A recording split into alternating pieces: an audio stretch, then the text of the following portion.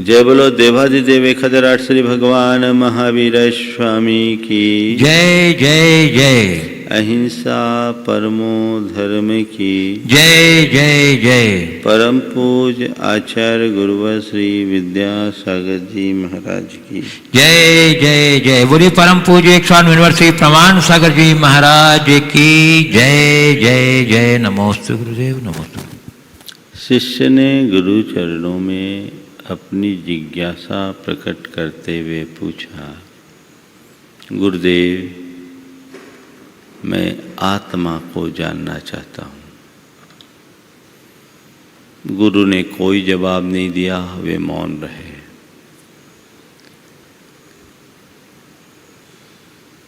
शिष्य ने पुनः पूछा, गुरुदेव मैं आत्मा को जानना चाहता हूँ। गुरु की तरफ से कोई उत्तर नहीं। तीसरी बार फिर से शिष्य ने पूछा, गुरुदेव मुझ पर कृपा कीजिए, मैं आत्मा को जानना चाहता हूँ। गुरु ने कोई जवाब नहीं दिया। अब की बार शिष्य ने गुरु के चरण पकड़ लिए, गुरुदेव मुझसे अपराध क्या हो गया, आप कुछ बोल क्यों नहीं रहे हैं? तो अब की बार गुरु ने अपना मौन खोलते हुए कहा, बस मैं इतनी देर से तो तुझे समझा रहा हूं, पर तू समझ ही नहीं पा रहा है तो मैं क्या करूं? आत्मा को जानना है तो बस मौन हो जा, मौन हो जा। मौन हुए बिना आत्मा को जान पाना संभव नहीं है। सबसे मौन, सबसे विरत, सबसे अलग। जब तक तुम्हारा पर से संबंध और पर से संपर्क है, आत्मा के साथ केंद्रीकरण नहीं हो सकता। आत्मा के साथ केंद्रीकरण उन्हीं का होता है जो सब संपर्कों से मुक्त होकर सीधा आत्मा से आत्म संवाद करते हैं। आज गुरुदेव कुछ इसी आशय का मार्गदर्शन हम सबको दे रहे हैं। वे कहते हैं मौन के बिना मुक्ति संभव नहीं। मन बना लो, मौन के बिना मुक्ति संभव नहीं, मन बना लो। मौन एक बहुत बड़ी साधना है। सर्व साधनाओं में मौन को सिद्धि का आधार बताया। बिना मौन के कोई भी साधना फलीभूत नहीं हुई है। और मोक्ष मार्ग को प्रशस्त करने के लिए तो मौन बहुत ही अच्छा माध्यम है। जब तक हम पूरी तरह मौन नहीं हो जाते, सच्चे अर्थों में हम अपनी आत्मा की उपलब्धि नहीं कर सकते। आध्यात्मिक जगत में तो मौन की महिमा है ही। अगर हम अन्य दृष्टि से देखें तो भी मौन की महिमा कम नहीं है। हर क्षेत्र में मौन की महिमा है, क्योंकि मौन एक प्रकार की निर्वृत्ति है। जब हम बोल चाल में मग्न होते हैं तो हमारा चित्त बाहर बटा होता है, वो एक प्रवृत्ति है। जब मौन हो जाते हैं तो हमारी सारी प्रवृत्तियां नियंत्रित होने लगती है। एक विचारक ने कहा कि वार्तालाप भले ही हमारी बुद्धि को मूल्यवान बनाता हो, पर मौन तो हमारी प्रतिभा की पाठशाला है। यथार्थ है ये। इससे हमारी प्रतिभा में निखार आता है। जब हम बोलते हैं तो उसमें हमारी बहुत सारी शक्तियों का अपव्यय होता है। इसलिए मौन रहने का अभ्यास करने की प्रेरणा सतत साधकों को दी जाती है। इसके बड़े लाभ हैं। मैंने अपने जीवन में कई अनुभव किया है। लंबा 6-6 माह का भी मौन रखा, 1 माह का भी मौन रखा, और विगत 2 वर्षों में लगातार सोमवार को हमने मौन रखा। हमने ये पाया कि मौन रखने से आधी प्रवृत्तियां तो अपने आप नियंत्रित हो जाती है। मौन रखने से हमारी एकाग्रता बढ़ती है। जब हम बोल चाल में मग्न होते हैं तो हमारा चित्त बंटता है। मौन रहने से एकाग्रता बढ़ती है। हम कोई भी चीज का निष्कर्ष निकाल सकते हैं। मौन हमारी स्मरण शक्ति को भी विकसित करता है। मौन रखने से हमारी कार्य क्षमता भी बढ़ती है। और मौन का एक लाभ मैंने ये भी महसूस किया कि वो हमारी सकारात्मकता और क्रियाशीलता को बढ़ाता है। जब हम मुखर होते हैं तो हमारा संपर्क केवल औरों से होता है। जब मौन हो जाते हैं तो हमारा संपर्क खुद से होता है। और हमारे भीतर की जो क्षमताएं हैं वे तब तक प्रकट नहीं हो सकती जब तक हम स्वयं के साथ अपना संवाद स्थापित ना करें। अपना संवाद स्थापित करें। मैं जब पढ़ता था, सिद्धांत ग्रंथों का अध्ययन करता था, अध्ययन करते समय कहीं कोई बात उलझ जाए, अस्पष्ट रहे, तो मैं कुछ नहीं करता। कुछ देर के लिए ग्रंथ को विनयपूर्वक बंद करके आंखें बंद कर मौन हो जाता। मैं अपने अनुभव की बात आप सबसे बता रहा हूं। जब ऐसी कोई उलझन की बात आती, चीजें समझ में नहीं आ रही है, बार बार समझने की कोशिश कर रहे हैं लेकिन समझ में नहीं आ रही है, विनयपूर्वक ग्रंथ को बंद किया, आंखें बंद करके मौन निश्चेष्ट बैठ जाए। और मैंने पाया कि 5-7 मिनट में ही अपने आप हमें समाधान मिल जाता था। आज भी जब मन में कोई दुविधा होती है तो उस समय मैं उलझता नहीं, मौन हो जाता। मौन होने पर हमारी अंदर की क्षमताएं, जिसे आप लोग छठी इंद्री कहते हैं ना, वो सक्रिय होती है और उससे समाधान मिलता है। इसलिए मौन रखने का सतत अभ्यास रखना चाहिए। मौन रखने का नहीं, मौन रहने का। मौन रखना फिर भी सतही स्तर पर हो सकता है, मौन रहना अंतर तक होता है। मौन रखना यानी नहीं बोलना, और मौन रहना यानी बोलने की इच्छा से ऊपर उठ जाना। नहीं बोलना बहुत बड़ी बात नहीं है, पर बोलने की इच्छा से ही मुक्त हो जाना, ऊपर उठ जाना बहुत बड़ी साधना है। ध्यान के लिए तो मौन चाहिए। एक बार गुरुदेव से एक युवक ने आके पूछा, गुरुदेव ध्यान क्या है? गुरुदेव ध्यान क्या है?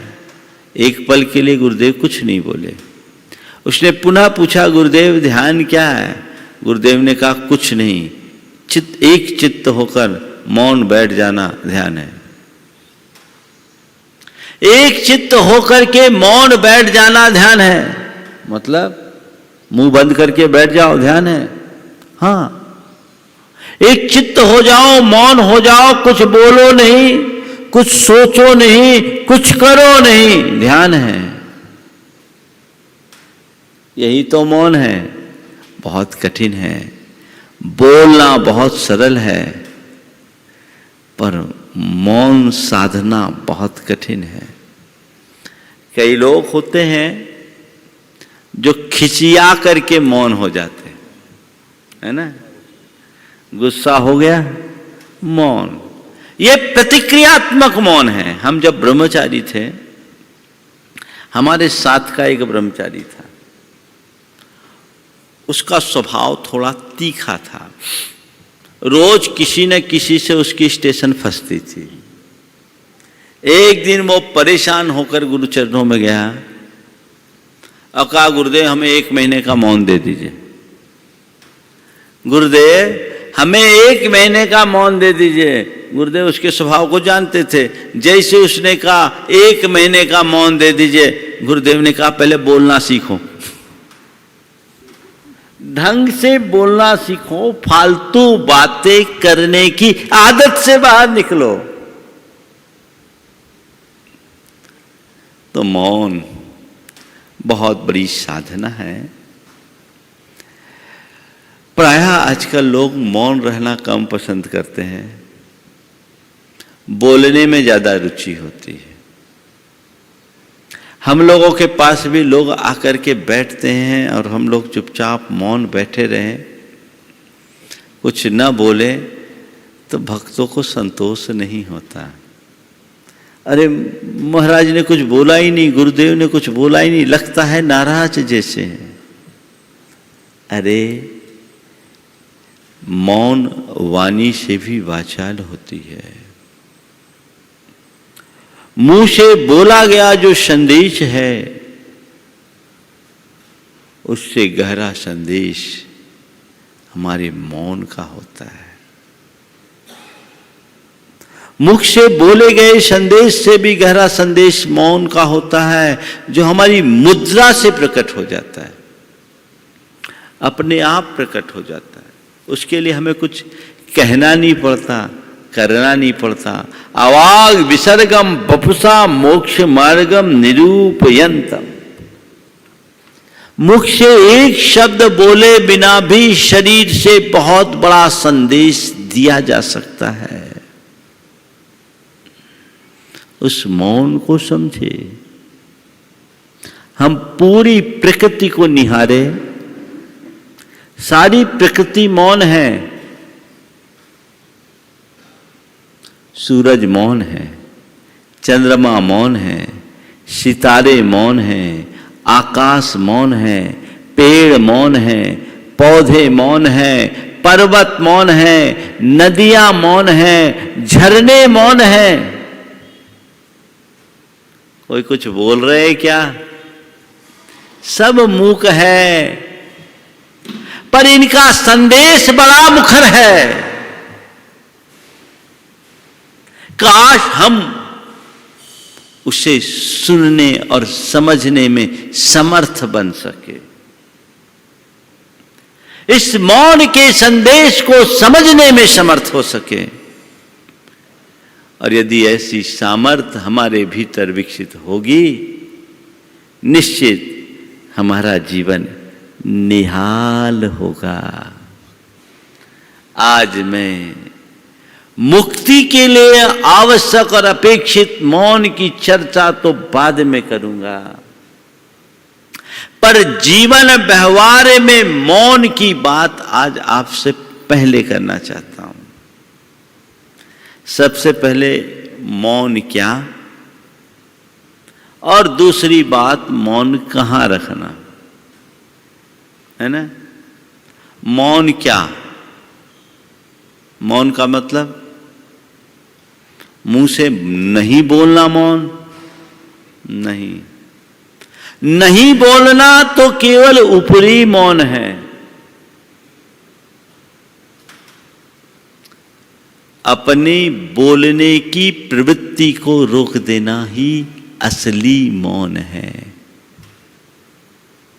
4 तरह से मौन। शरीर के स्तर का मौन, वाणी के स्तर का मौन, इंद्री के स्तर का मौन और मन के स्तर का मौन।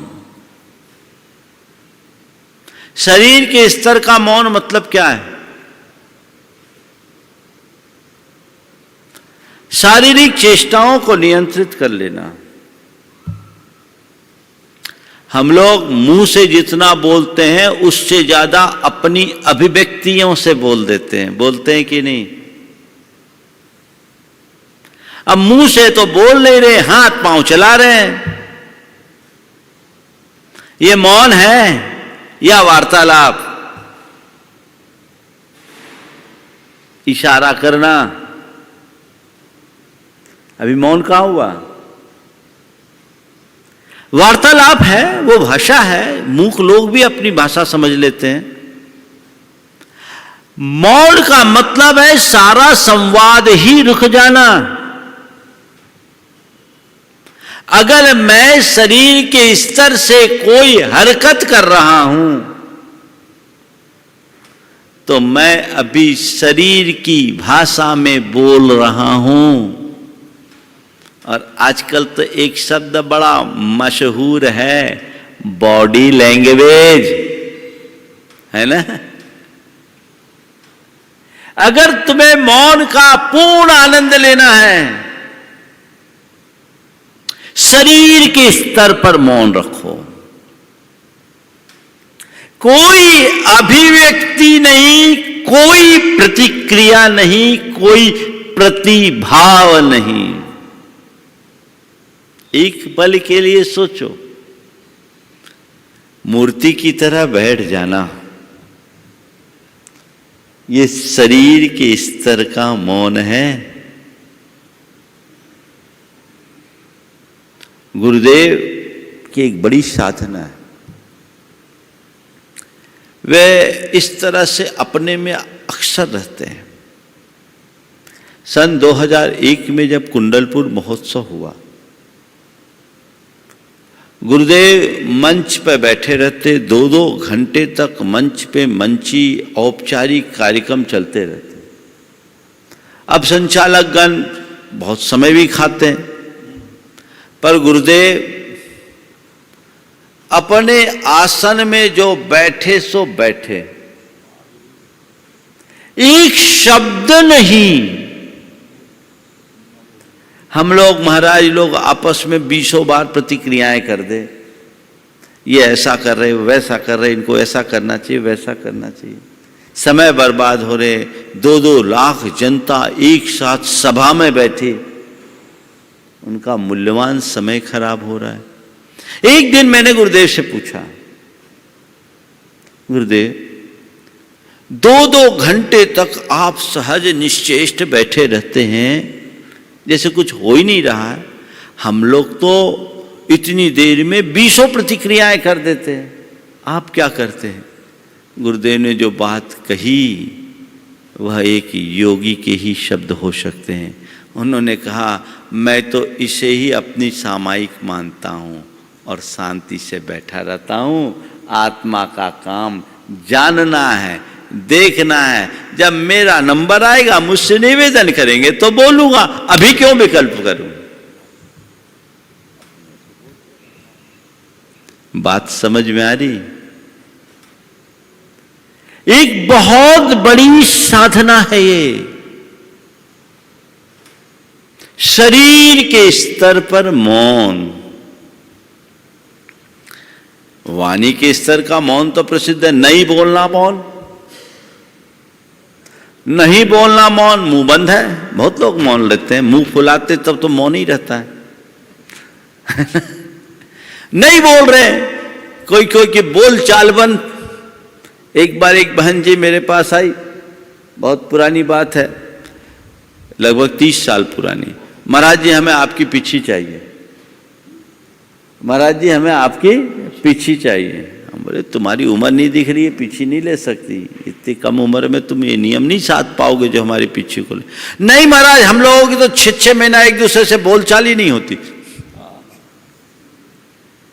हमने कहा फिर तो और नहीं मिलेगी, पहले बोलचाल सीखो। अब बताओ ये जीवन का क्या रूप है? नहीं बोलना केवल वाणी के स्तर का मौन, क्रोध में भी होता है, क्षोभ में भी होता है, मायूसी में भी होता है, हताशा में भी होता है। पर वाणी का असल मौन कौन सा है? मुख से बोलने की इच्छा ही न रखना, कोई प्रतिक्रिया न देना, कोई प्रतिभाव प्रकट न करना, सहज शांत बैठ जाना, ये वचनों का मौन है, वाणी का मौन है। तीसरा है इंद्रिय का मौन, अर्थात इंद्रियों का अपने विषयों की तरफ न भागना, तटस्थ बने रहना। आप आंखों से भी बोलते हो, कान से भी बोलते हो, नाक से भी बोलते हो और स्पर्श से भी बोलते हो, और जिह्वा से तो बोलते ही बोलते हो। क्यों गलत बोल रहा हूं? आंखों ही आंखों में इशारा हो गया है ना। आंखों की बातें बड़ी बड़ी गहरी और तीखी होती है, तो ये क्या है? अगर मैं मौन हूं तो मेरी आंखें भी मौन हो, बस सहज देखे, कोई प्रतिभाव नहीं, कोई प्रतिक्रिया नहीं। भगवान को देखो, मौन की मूरत है, चारों स्तर का मौन है वहां। आंखें मौन, कान, किसी बात को सुनने की इच्छा अगर मेरे मन में प्रबल हो रही है तो कान अभी मुखर है, मौन नहीं। गंध आए सहज भाव से लो और छोड़ो, कोई बात नहीं, पर किसी चीज की गंध लेने की इच्छा मन में जग रही है तो गंध का मौन कहां? किसी के स्पर्श की चाह अगर अंदर से जग रही है तो स्पर्श का मौन कहां? हमारी जो इंद्रियां हैं, जब तक वे तटस्थ ना हो तब तक इंद्रियों का मौन नहीं। इंद्रियों में तटस्थता आए, ये इंद्रिय का मौन है। और इससे ऊपर है मन का मौन। मन का मौन मतलब सब प्रकार की इच्छाओं से उपरत हो जाना, किसी और से कोई संवाद ही नहीं, चित्त का चेतना के साथ केंद्रीकरण होना मन का मौन है। और ये मन का मौन ही परम ध्यान है। मन को मौन कर लो तो सब मौन सध जाएगा। फिर इंद्रियां भी मौन, फिर वाणी का भी मौन, और फिर शरीर का भी मौन, क्योंकि स्विच ही ऑफ हो गया है। स्विच कहां है? मन। बाकी सारे मौन सध जाते हैं, सध सकते हैं, पर मन को साधना बहुत कठिन होता है।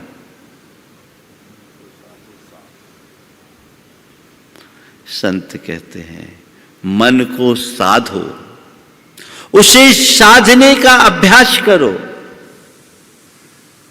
धीरे धीरे धीरे यदि आप कुछ दिन का अभ्यास करोगे तो आपका मन भी शांत होगा, प्रथम चरण में मन के उद्वेग को शांत करना भी मन का मौन है। मन में खलबली ना हो, उत्तेजना ना हो, आवेग ना हो, आकर्षण ना हो, यह भी एक बहुत बड़ी उपलब्धि है। साधना का सबसे ऊंचा रूप मन का मौन। मन मौन हो गया, हमारी जीत हो गई। यथार्थतः बोलूं तो मन के मौन होते ही मन की मौत हो जाती है। फिर मन रहता ही नहीं, हम मन के पार चले जाएंगे। उस अवस्था को हम प्राप्त करें तो ये 4 स्तर का मौन साधना का सबसे बड़ा आलंबन या आधार है। सिद्धि तभी होगी हम चारों स्तर पर मौन रखें। आप लोगों के लिए ये बातें थोड़ी कठिन लग रही होगी, लेकिन ऐसा नहीं है। आप 24 घंटे ऐसा कर सको, बहुत अच्छी बात, पर ऐसा करोगे तो घर से बाहर आना पड़ेगा। पर कुछ समयों में तो आप करो। समझ गए? मौन एक संयम है। प्रथम चरण में आप वाणीगत मौन तो अपनाएं,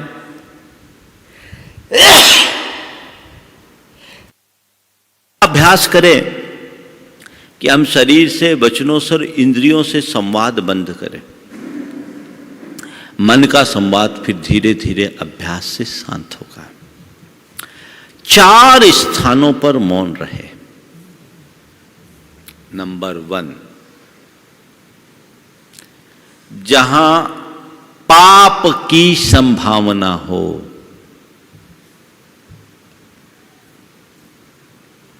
जहां पाप की संभावना हो, चुप हो जाओ, बोलो ही नहीं, मतलब ही नहीं रखो। क्यों?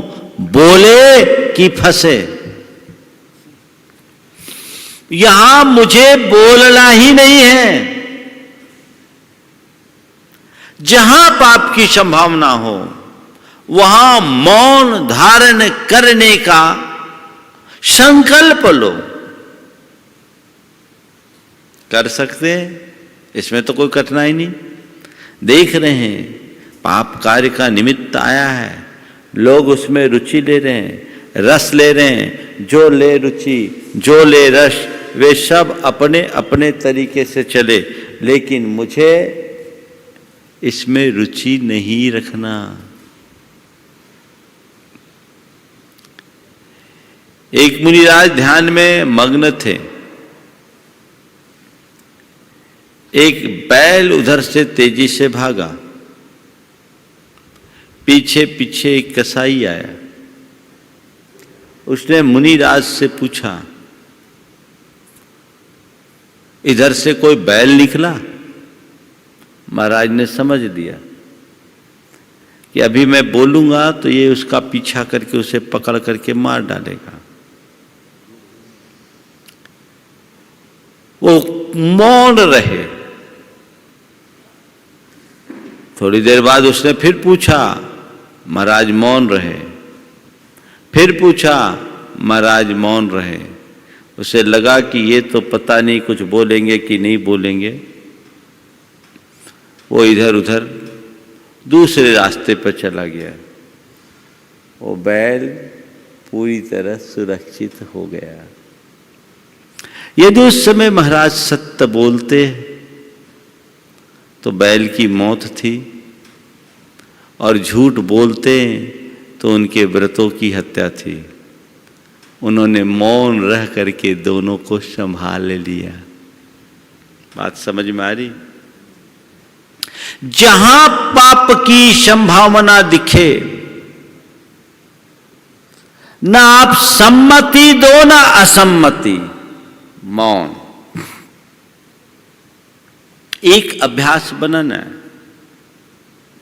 पाप के कार्यों से मुझे कोई प्रयोजन अब नहीं है, पर पाप कार्यों में मौन तो दूर की बात, बिना मतलब के लोग पापपूर्ण सलाहें देने लगते हैं। हमारे शास्त्रों में इसे पापोपदेश नाम का अनर्थ दंड कहा है। ये हमारे जीवन के लिए महान दुखदाई है, अभिशाप है। क्यों? हम इतना अभ्यास बनाए जहां पाप की संभावना हो वहां मौन, कुछ नहीं बोलना, दूर हट जाना। नंबर 2, जहां झगड़े की संभावना हो वहां मौन, कलह हो वहां मौन। झगड़ा मैं फंसूंगा ही नहीं, बोलने से ही झगड़ा होता है ज्यादातर। सामने वाला उग्र है, मौन हो जाए, कोई एक मौन हो जाए तो नीति कहती मौनेन कलहो नास्ति, मौन से झगड़ा समाप्त होता है। जहां झगड़े की संभावना दिखे चुपचाप हो जाओ, मौन हो जाओ। देखो मौन का महात्म्य क्या होता है। पिता ने अपनी बेटी का विवाह किया, इकलौती बेटी थी, एक अच्छे धनी मानी संपन्न परिवार में बेटी का विवाह किया। बेटी एक धनिक पिता की बेटी होने के कारण और इकलौती होने के कारण ज्यादा लाड प्यार मिल जाने से कुछ हटीली और गर्वीली सी हो गई थी। वो ससुराल गई और वो अपने दुस्वभाव के कारण एक के भी प्रिय नहीं बन सकी, सभी की उपेक्षा की पात्र बन गई। उसके बोलचाल से सभी लोग खिन्न रहते।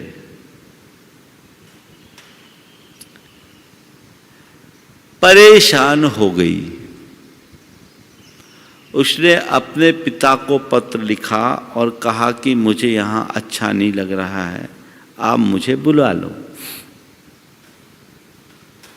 पिता ने उसके भाई को लेने के लिए भेज दिया। भाई जैसे ही लेने के लिए आया, घर के लोग तो सब मानो मौका ही देख रहे थे कब ये बला टले। बला ही बन गई। साहब ने राजी खुशी उसे विदा किया।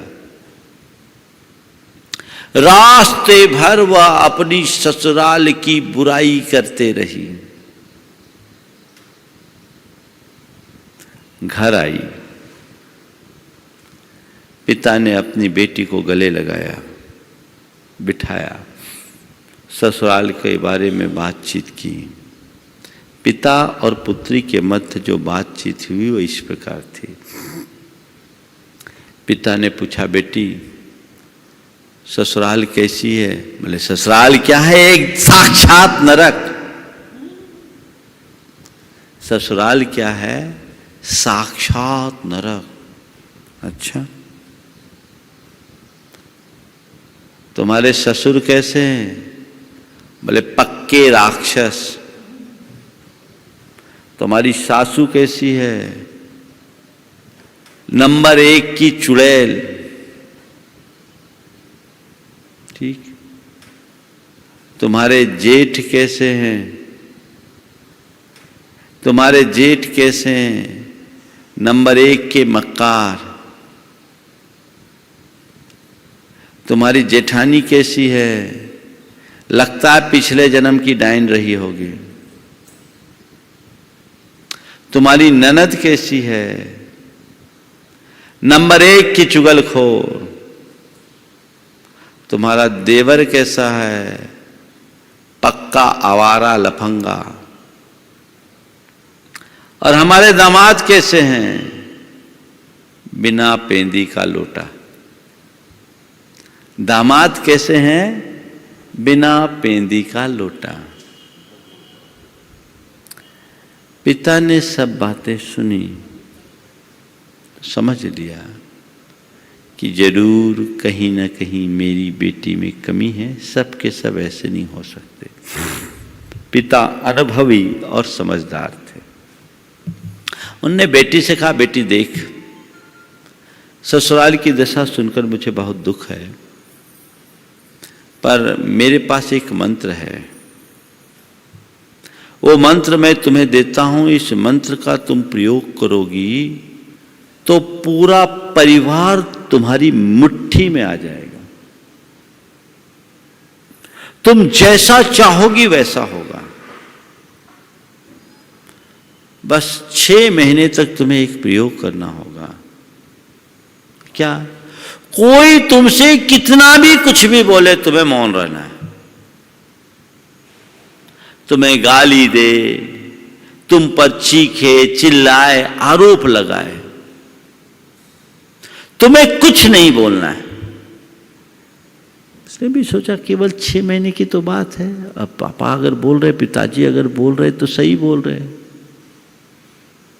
उसने पिता की बात को स्वीकार लिया और पिता ने एक मंत्र से दे दिया।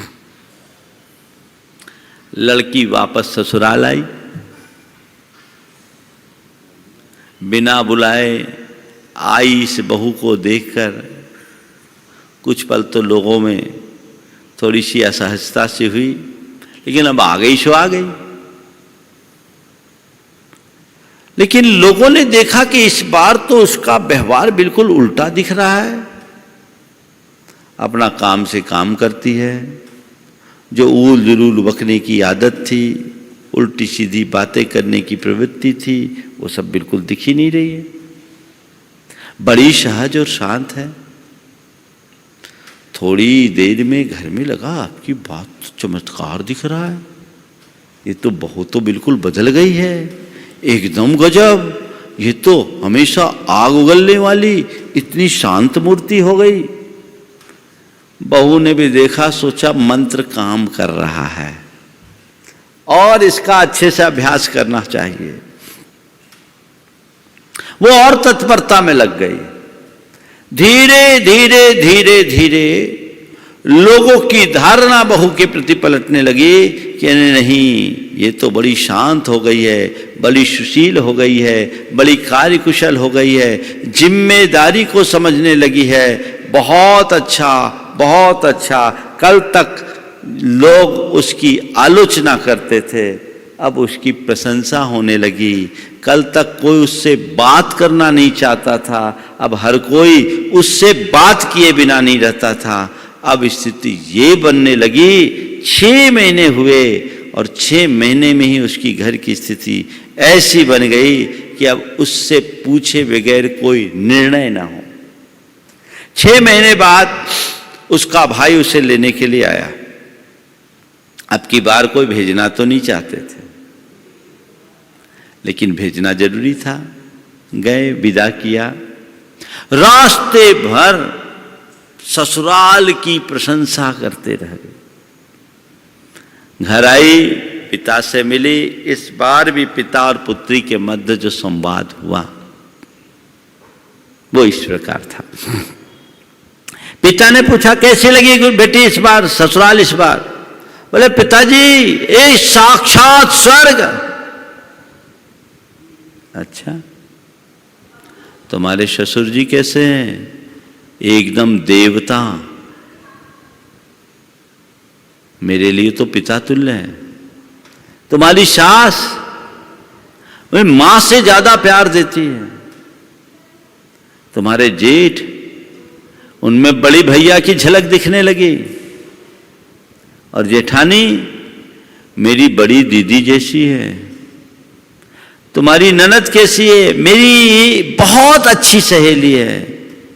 और तुम्हारा देवर बड़ा मान करता है मुझे, बड़ा मान देता है मुझे, बहुत अच्छे। और हमारे दामाद बोले वो तो पति परमेश्वर है। कितना बड़ा परिवर्तन, जो नरक था वो स्वर्ग बन गया,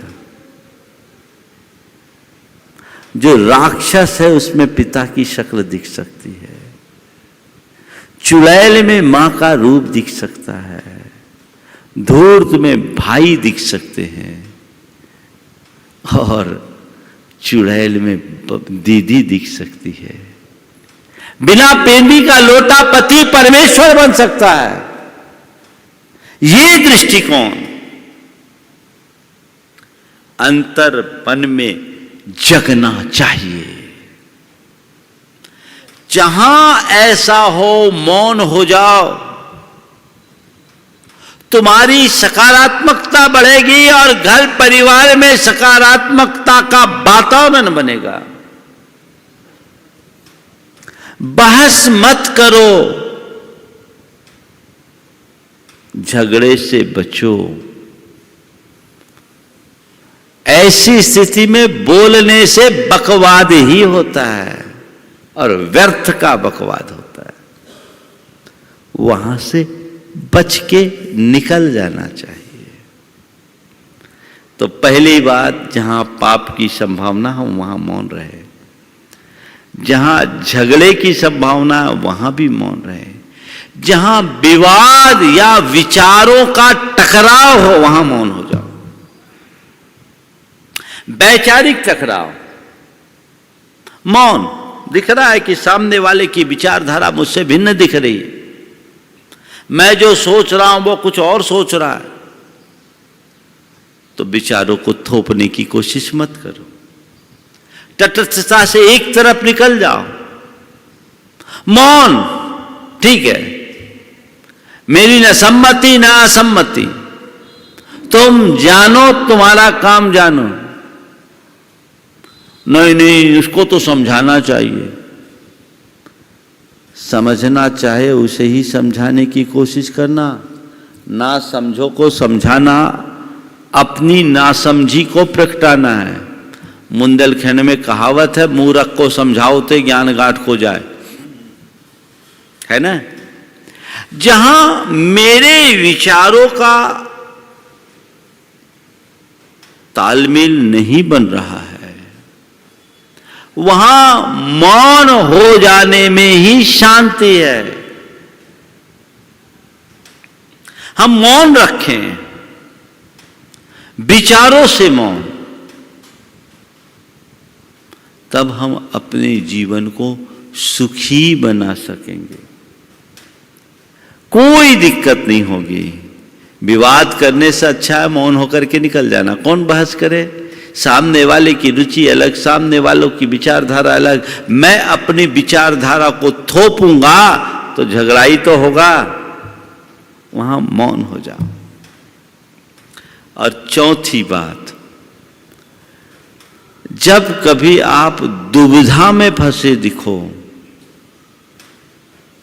मौन हो जाओ। आपको दुविधा दिख रही है, मन में संशय दिख रहा है, मौन हो जाओ। क्योंकि उस समय आप अगर कुछ भी प्रकट करोगे तो गलत होगा, ये परिणाम आ सकता है। इनसे अपने आप को बचाने का अभ्यास कीजिए। मौन रखेंगे तभी जीवन की सुरक्षा होगी। एक व्यक्ति एक तालाब के किनारे पहुंचा, देखा कि हजारों की संख्या में मछलियां तालाब के पानी में तैर रही है। बड़ी बड़ी मछलियों को तालाब में तैरता देखकर उसके मन में आया, इतनी सारी मछलियां, इन्हें कोई पकड़ने वाला नहीं। यदि मैं इन्हें पकड़ने लगूं तो रोज रोज पकड़ लूं तो मेरे पास बहुत पैसे हो जाएंगे। वो बाजार से बंसी लेकर आया, उसमें कांटा लगाया, उसमें आटा लगा दिया और बंसी डाल करके सुबह से बैठ गया कि आज तो ढेर सारी मछलियां मैं पकड़ूंगा और मछलियों को पकड़ करके ढेर सारा पैसा कमाऊंगा। पर सुबह से शाम बीत गई, मछलियां तो खूब आ रही थी, लेकिन एक भी मछली उसके बंसी में नहीं फंसी। दिन निकल गया, उसने सोचा शायद आखिरी तक एक भी आ जाएगी तो आज का दिन तो आएगा, लेकिन एक भी मछली नहीं फंसी। तभी एक बुजुर्ग उधर से गुजरे। उसने पूछा, क्या बात है, मैं सुबह से शाम हो गई अभी तक एक भी मछली नहीं फंसी, क्या वजह है? बुजुर्ग ने कहा, लगता है तुम इस गांव में नए आए हो। हाँ मैं नया हूं। ओह तभी। उसने पूछा, ओह तभी का मतलब क्या? बोले, तुम्हें पता नहीं, आज से कुछ दिन पहले यहां एक संत महात्मा आए थे, उन्होंने मौन का उपदेश दिया था, मौन रहने का उपदेश दिया था। और मौन रहने का उपदेश देने के बाद संत चले गए। ये मछलियों ने तब से मौन धार लिया है। इन मछलियों ने भी उस उपदेश को सुना और तब से मौन धार लिया। मछलियां आती है, मौन रहती है, तैरती है, आनंद लेती है। अब मुंह खोले तब तो तुम्हारे उस आटे में फंसे। ये सब मौन रखती है और दिन भर तालाब में तैरती है, तट पर आती भी है तो कुछ खाने के लिए नहीं, केवल प्रवचन सुनने के लिए। रात होती है तो मध्य में जाकर गहरे पानी में उतरकर विश्राम करती है। ये मौन है, इसलिए बची है। अगर मौन तोड़ दे तो आज फंस जाए। मुझे नहीं मालूम ऐसा कहाँ हुआ, पर मैं इतना ही जानता हूँ, जितनी भी मछलियाँ हैं अगर मौन रख ले तो कभी नहीं फंस सकती, और मौन तोड़ दे तो जंजाल में जरूर फंसेगी। फंसने से बचने के लिए मौन रखिए।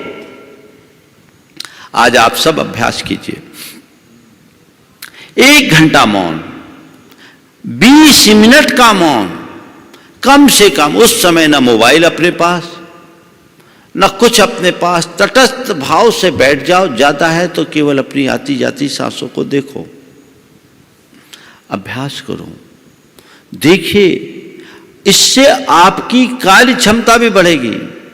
मौन का मतलब ये नहीं कि मौन तो कर ले, अखबार पढ़ते रहे, मुंह से तो मौन ले ले, टीवी सुनते रहे, टीवी देखते रहे, नहीं। मौन मतलब मौन, सबसे विरत होकर तटस्थ बैठ जाओ। अपने अंदर आने वाले विचार हैं उनको देखो, जानो। बहुत के साथ आप कर सकते हैं, इसका अभ्यास करें। हमारे शास्त्रों में गृहस्थों को 7 स्थानों पर नियमता मौन रखने की बात कही। भोजन करते समय मौन, अभ्यास करो।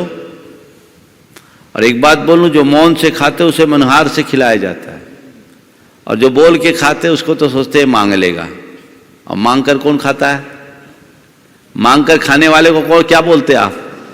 हाँ, भिखारी बोलते, मैं नहीं जानता। बस भैया, मांग के खाने की आदत बंद करो, मौन से खाओ ताकि लोग मनोहार पूर्वक खिलाए। उसमें एकाग्रता है। भोजन के समय मौन, बमन के समय मौन, रति क्रिया के समय मौन, जहां पाप की संभावना है वहां मौन। भोजन, बमन, रति, पाप की संभावना जहां है वहां मौन। और स्नान के समय मौन, अपने धर्म के आवश्यक कर्तव्यों का पालन करते समय मौन, समझ गए? और मल मूत्र त्यागते समय मौन। इन 7 कृत्यों के समय बहुत थोड़े थोड़े से ड्यूरेशन होते हैं। मौन रखने का अभ्यास कीजिए, अन्य भी प्रकार से कीजिए। और आप अगर मौन अपने आप को रखने के लिए अभ्यास बनाना चाहते हैं तो एक आत्म सुझाव दीजिए, मुझे शांत रहना है, मुझे शांत रहना है, मुझे शांत रहना है, मुझे शांत रहना है।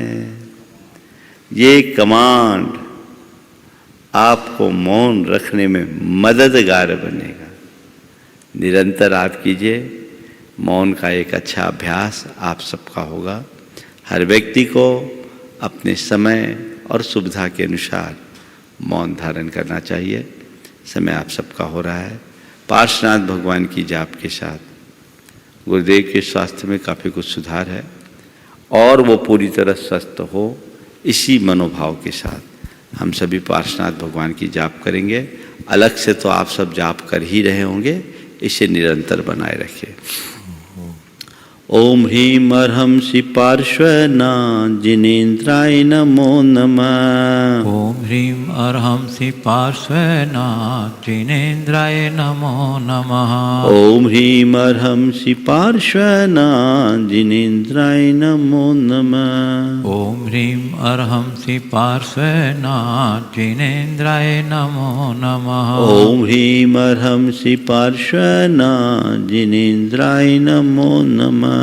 ओम ह्रीं अर्हं श्री पार्श्वनाथ जिनेन्द्राय नमो नमः। ओम ह्रीं अर्हं श्री पार्श्वनाथ जिनेन्द्राय नमो नमः। ओम ह्रीं अर्हं श्री पार्श्वनाथ जिनेन्द्राय नमो नमः। ओम ह्रीं अर्हं श्री पार्श्वनाथ जिनेन्द्राय नमो नमः। ओम ह्रीं अर्हं श्री पार्श्वनाथ जिनेन्द्राय नमो नमः। ओम ह्रीं अर्हं श्री पार्श्वनाथ जिनेन्द्राय नमो नमः। ओम ह्रीं अर्हं श्री पार्श्वनाथ जिनेन्द्राय नमो नमः। ओम ह्रीं अर्हं श्री पार्श्वनाथ जिनेन्द्राय नमो नमः। ओम ह्रीं अर्हं श्री पार्श्वनाथ जिनेन्द्राय नमो नमः। ओम ह्रीं अर्हं श्री पार्श्वनाथ जिनेन्द्राय नमो नमः। ओम ह्रीं अर्हं श्री पार्श्वनाथ जिनेन्द्राय नमो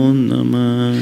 ओम ह्रीं अर्हं श्री पार्श्वनाथ जिनेन्द्राय नमो नमः। ओम ह्रीं अर्हं श्री पार्श्वनाथ जिनेन्द्राय नमो नमः। ओम ह्रीं अर्हं श्री पार्श्वनाथ जिनेन्द्राय नमो नमः। ओम ह्रीं अर्हं श्री पार्श्वनाथ जिनेन्द्राय नमो नमः। ओम ह्रीं अर्हं श्री पार्श्वनाथ जिनेन्द्राय नमो नमः। ओम ह्रीं अर्हं श्री पार्श्वनाथ जिनेन्द्राय नमो नमः। ओम ह्रीं अर्हं श्री पार्श्वनाथ जिनेन्द्राय नमो नमः। ओम ह्रीं अर्हं श्री पार्श्वनाथ जिनेन्द्राय नमो नमः। ओम ह्रीं अर्हं श्री पार्श्वनाथ जिनेन्द्राय नमो नमः। ओम ह्रीं अर्हं श्री पार्श्वनाथ जिनेन्द्राय नमो नमः।